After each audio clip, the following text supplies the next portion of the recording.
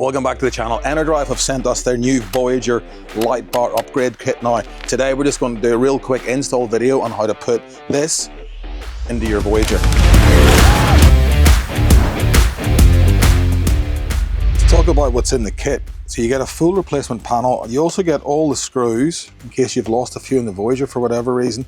You get the complete wiring diagram, a new fuse block. Again, they come with the screws and a new switch as well. So everything that you need comes with this kit, which is very, very cool. So first things first, I'm going to take this whole cover off just so I can show you where the switches all go and to and from.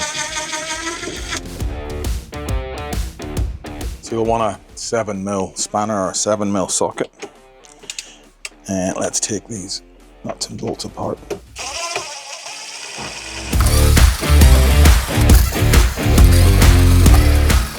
Right, with all the screws taken out, nuts and bolts taken out, we'll take that panel out and away. It's a direct replacement.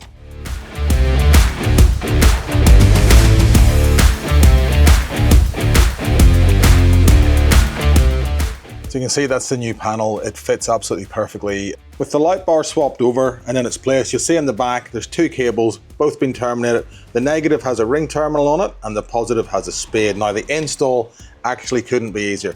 We go over to our Voyager and you'll see that there's the factory switch up here. And what we're going to do literally is just reach in behind and push that factory switch out.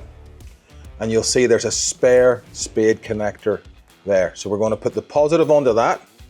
And then on our negative bus bar here, we're just going to find one of the terminals that we want to use. I'm going to use the second one in and we're going to connect our negative up to that. That's it. It's as simple as that. So let's get that done. So the first thing you want to do, we want to connect the negative ring terminal just to any one of this negative bus bar. I'm just going to choose the second one in.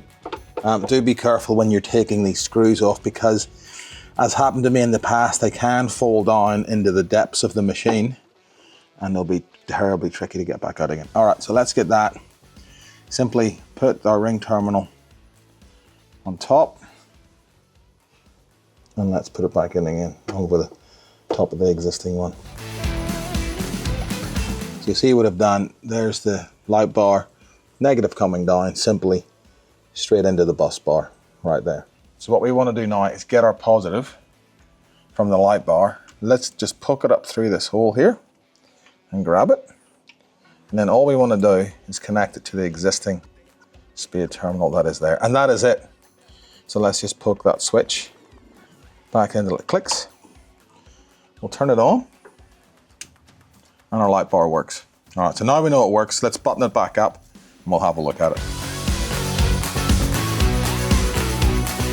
That's the install done. Pretty easy install really. It's 2 wires and a bus bar. Now, the good thing about this is it is always on. It's in the Voyager. It's a handy little light to put on. It goes white and it also goes red.